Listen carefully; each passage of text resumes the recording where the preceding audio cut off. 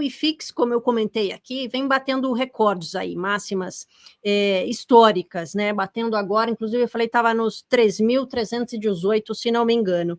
Essa perspectiva, começamos o ano já, né, nessa tendência positiva. Como é que você está olhando agora para esse mês? Como é que deve andar 2024? Essa perspectiva continua bastante positiva para o índice como um todo? Boa. Você mencionou bem, né, Paulo? Assim, a gente teve a renovação da máxima histórica do IFIX, 3.318 pontos aí agora, mais ou menos. Está subindo um pouquinho nesse comecinho de ano, são só 2 pregões, né? O curtíssimo prazo é sempre difícil falar, né? Agora a gente tem essa questão macroeconômica, a geopolítica começando a influenciar de novo nos mercados de uma forma negativa. Então, esse curtíssimo prazo acaba sendo um pouquinho mais nebuloso. Mas, como eu falei, a volatilidade do IFIX, do índice como um todo, ela é menor que a do Ibovespa. Então, a tendência é que a gente tenha flutuações moderadas se comparados a outros mercados, outros ativos de risco, né? Agora, com perspectiva para 2024, continua favorável. Assim, momentos, como eu falei um pouco na semana passada, né? A gente tem, em ciclos de quedas de juros, nas últimas, né, a gente tem um histórico bem interessante para fundos imobiliários. São veículos aí tradicionalmente capazes de gerar valor nesses momentos. Com o IFIX pagando um dividend yield na casa de 10% líquido, e as referências, né, caindo, tanto o CDI quanto o juro real da NTNB caindo, a gente tem visto cada vez mais atratividade para os fundos imobiliários e é provável que eles continuem avançando, né? Essa migração de fluxo de renda fixa para renda variável, especialmente para o investidor doméstico, aqui ela ainda é pouco perceptível quando a gente olha para a Bolsa como um todo, e a gente acha que 2024 deve ser um ano bem significativo para essa mudança. Então, os fundos imobiliários entram como produtos óbvios aí para quem quer diversificar um pouco a carteira com um pouquinho mais de risco.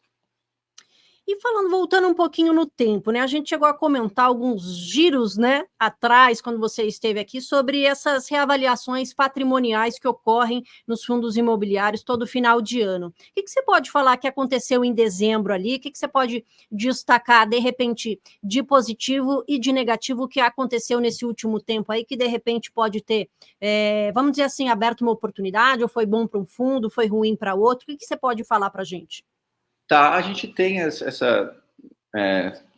anualmente a gente tem a reavaliação patrimonial dos fundos de tijolos. Nem todas ocorrem em dezembro, mas boa parte ocorre em dezembro. Como a gente não teve muita mudança circunstancial ali, pensando nos portfólios ainda em 2023, mesmo em perspectiva de juro longo, não alterou tanto se comparado ao final do ano passado. Se olhar num contexto geral, não tivemos grandes variações pelo que foi anunciado até agora na patrimonial dos fundos, tá? Mas tivemos uma surpresa ou outra. Acho que eu já tinha mencionado aqui o que a gente esperava para um ou dois fundos, tanto o TRX, acho que foi um fundo que valorizou aí quase 5%, pensando na avaliação patrimonial, é interessante, pensando que é um fundo que está rodando bem, está expandindo sua carteira, conseguindo diversificar e também gerar mais valor para o cotista. Outro, que é um fundo que está disponível ali na nossa seleção de top 5 fundos imobiliários, é o 20 Shopping Centers, que é o VISC11. A reavaliação aí trouxe um aprimoramento de quase 13% dos seus ativos. Acho que isso foi bem expressivo, assim, a gente não esperava nessa magnitude, mas esperava, sim, uma valorização. E hoje é um dos poucos fundos de shopping que, com essa reavaliação, negocia com desconto, né? Então, é bem interessante mencionar isso com a resposta que eu dei anteriormente, que é, assim, a gente espera que os fundos negociem com prêmio ao longo de 24, especialmente os fundos de shopping.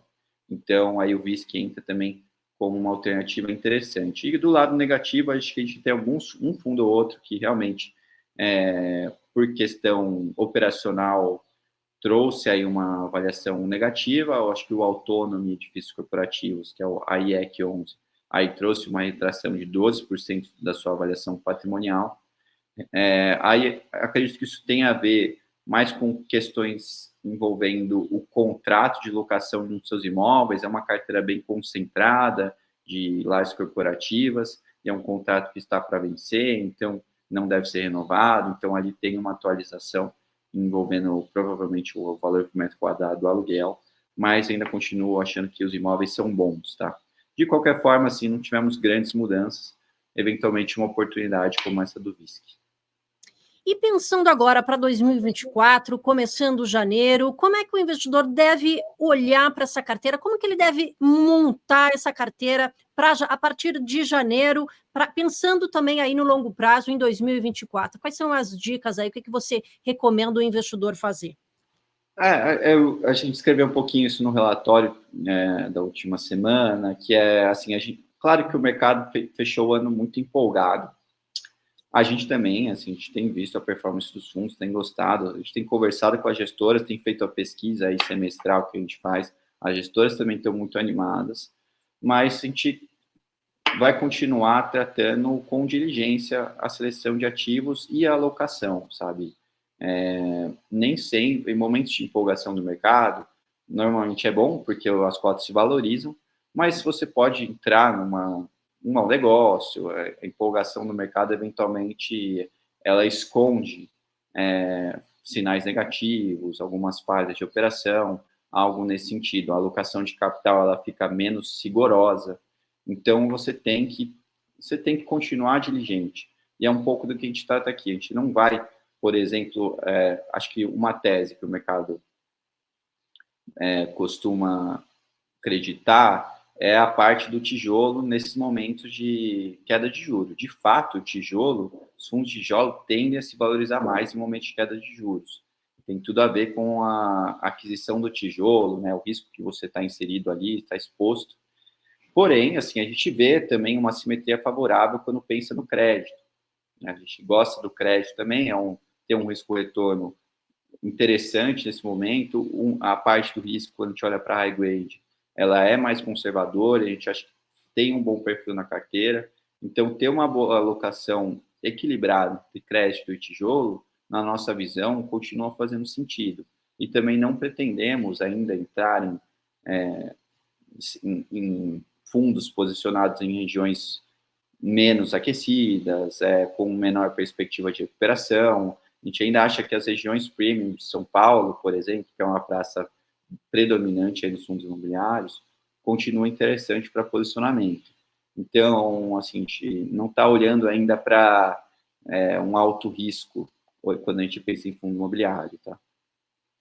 E qual deve ser, vamos dizer assim, a participação de fundos imobiliários pensando numa carteira completa para o investidor? O que você pensa sobre isso? Assim, de repente, passando um pouco, né? Uma pessoa que está entrando, uma pessoa mais conservadora, até uma mais arrojada. O que eu acho é que a pessoa tem que entender um pouquinho do seu perfil como investidor e dos seus objetivos, né? O fundo imobiliário, por ele ter um pagamento mensal dos, entre aspas, aluguéis, né, dos proventos, ele é muito interessante para quem está buscando uma geração de renda adicional via investimentos. Um rendimento líquido de imposto de renda, né, isento, né, no caso. Então, ele com uma média, como eu falei, o IFIX está pagando em torno de 10% ao ano líquido. Então, é bem interessante para quem está buscando essa geração de renda. Então, eu tomaria como base, para você pensar em percentual de portfólio, essa sua necessidade de geração de renda.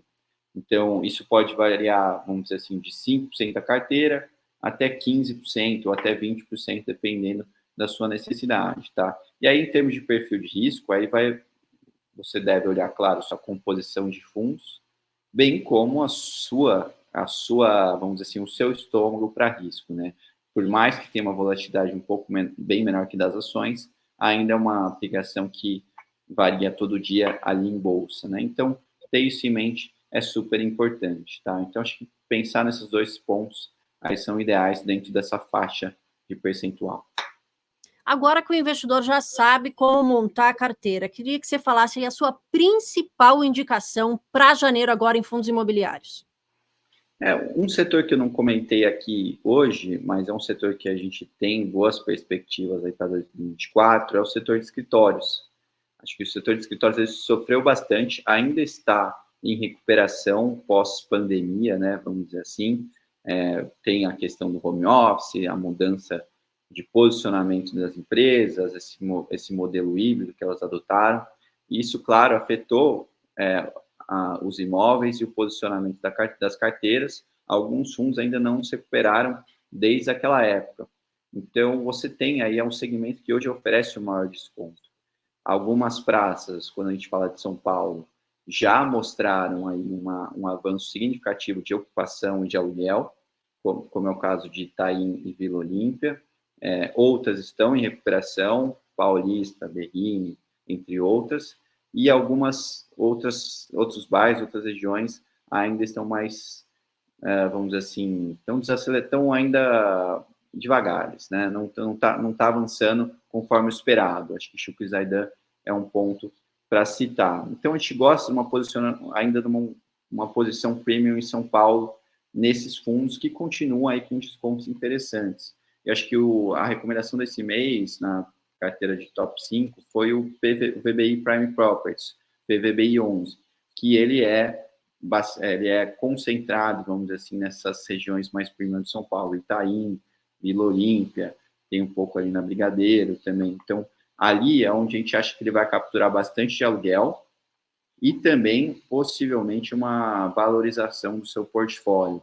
Ele tem feito algumas aquisições, então ele adquiriu agora um percentual interessante do edifício The One, aqui na Faria Lima, adquiriu ontem um percentual no Vera Cruz 2, também na Faria Lima, e hoje o portfólio negocia abaixo de R$30 mil o metro quadrado. É, de fato, um valor por metro quadrado acima da média para o setor, mas a gente acha que ele merece, de fato, negociar com prêmio e deveria negociar talvez com maior prêmio do que esse.